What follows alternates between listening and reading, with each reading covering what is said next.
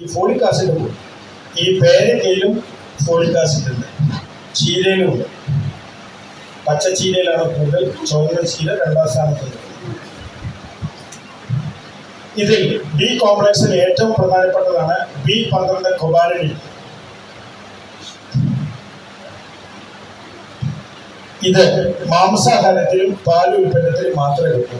അതുകൊണ്ട് vegetarian സസ്യാഹാരികളാണ് B12 കാരണം ഏറ്റവും ബുദ്ധിമുട്ടുന്നത്. B12 കുറഞ്ഞാൽ വിഷാദം, മാനസിക രോഗം, നാഡീഞരമ്പുകളുടെ പ്രശ്നം, മനുഷ്യന്റെ മിക്ക മനോരോഗങ്ങളുടെയും മിക്ക നാഡീഞരമ്പ് രോഗങ്ങളുടെയും ഒരു പ്രധാന കാരണം